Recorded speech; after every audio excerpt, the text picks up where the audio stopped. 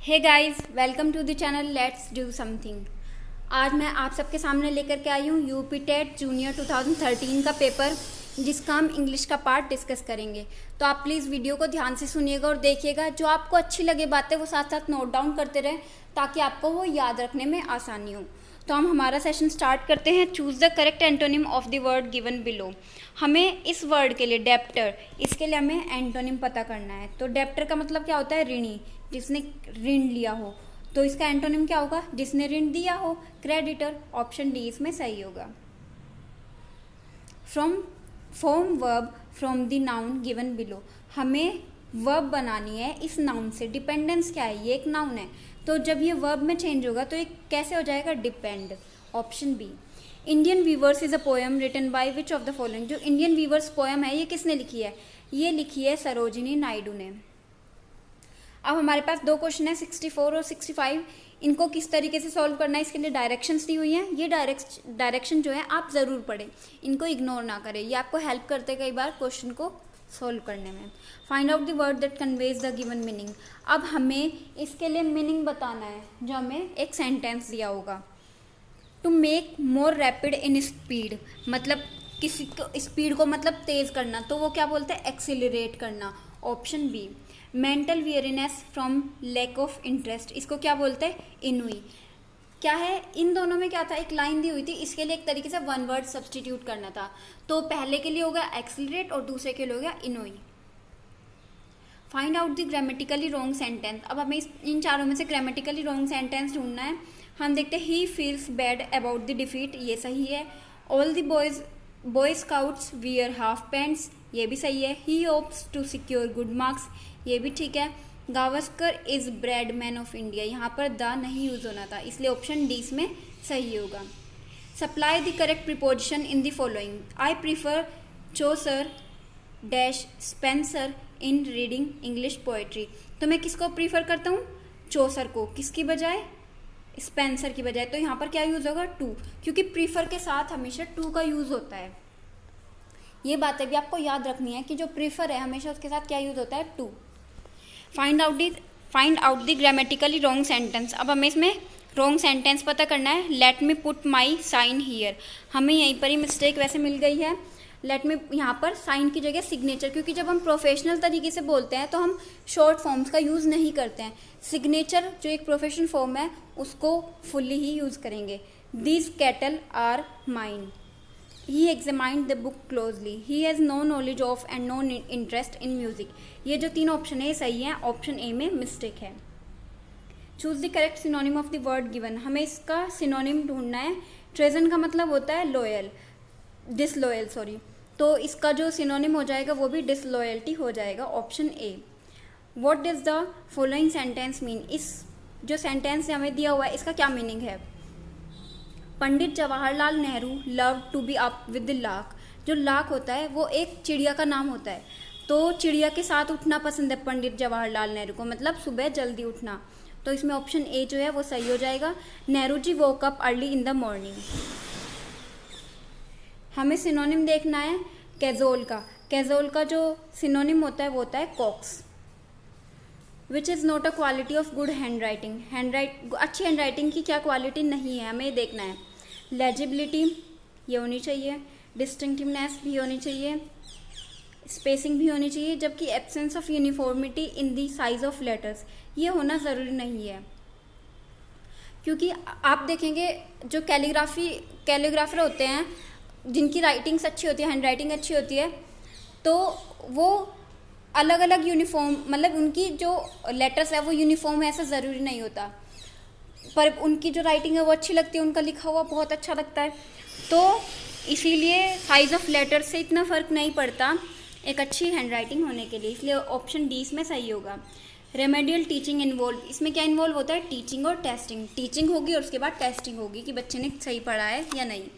The right of children to free and compulsory education act was proposed by the Indian Parliament on 4th August 2009. When did this law came? ये जो law है ये कब आया था, इसमें ये पूछा गया है।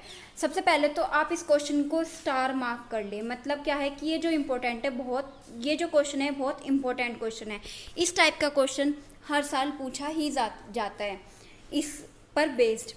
तो इसका जो आंसर होगा वो होगा 1 अप्रैल 2010, ऑप्शन सी।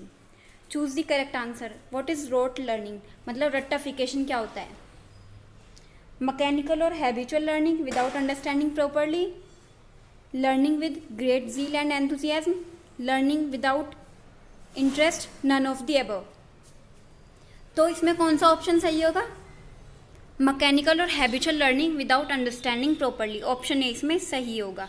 रोट लर्निंग क्या होता है? सिर्फ मेमोराइजेशन होता है जिसमें, तो इसमें क्या होगा? ऑप्शन ए बिल्कुल सही होगा। Choose the most appropriate meaning of the given phrase, हमें फैबियन पॉलिसी का मतलब बताना है। तो फैबियन पॉलिसी क्या होती है? Policy of using gradual reform, option D. What is the noun of the word pedagogic, pedagogic का हमें नाउन वर्ड ढूंढना है। तो पेडागोगिक कैसा है? एक एडजेक्टिव वर्ड है, तो इसका जो नाउन होगा वो कैसा होगा? Pedagogue, option C. Choose the appropriate answer. What is the bitter truth of school education in India, school education का क्या बिटर ट्रूथ है इंडिया में? वो है emphasis on memorisation and completing a predetermined syllabus. क्या है स्कूलों में आजकल क्या चल रहा है कि याद करने पर ज़्यादा ध्यान दिया जाता है अंडरस्टैंडिंग की बजाय, और एक जो सिलेबस है उसको पूरा करने की भागदौड़ में लगे रहते हैं, गधा चाल में लगे रहते हैं कि हमें इस सिलेबस को कंप्लीट करना है। तो इसीलिए इसमें जो ऑप्शन बी है वो सही होगा। आप इसमें जो आंसर दिए हुए उनको ध्यान न दें, इसमें कई बार मिस्टेक होती है। मैं जो समझा रही हूँ, बता रही हूँ, आप प्लीज़ उस पर ध्यान दें।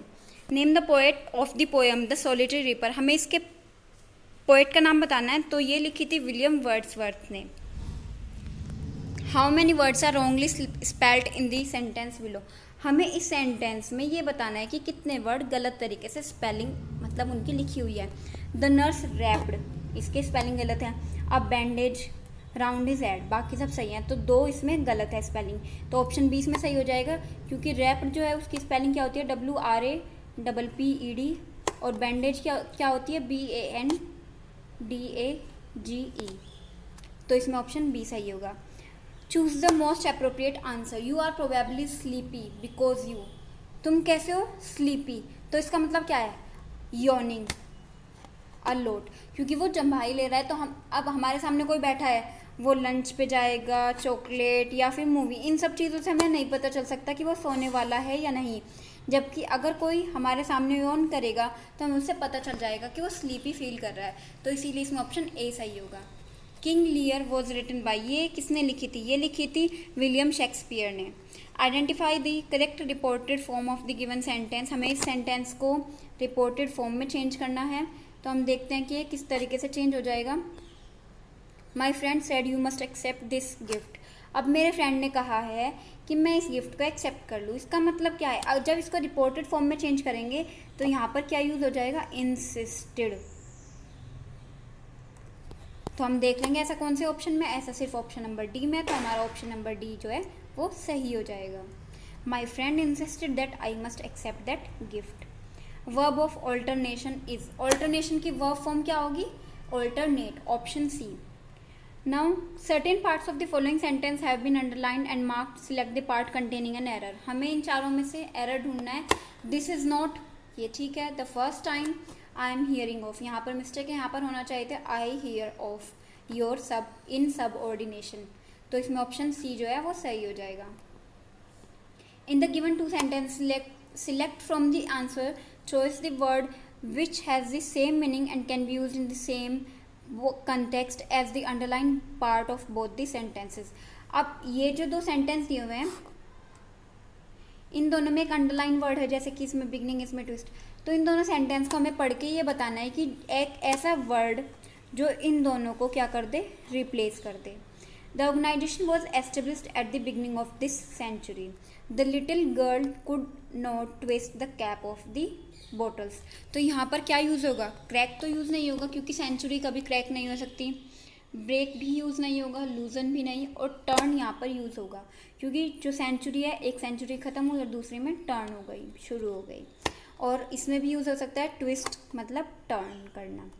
तो इसमें जो एक टर्न है वो इन दोनों को ही रिप्लेस कर सकता है, इसलिए उसमें ऑप्शन डी सही होगा।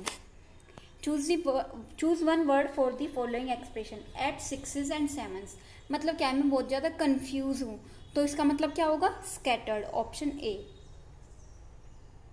हमारा next question is fill in the blanks by choosing the most suitable word given below.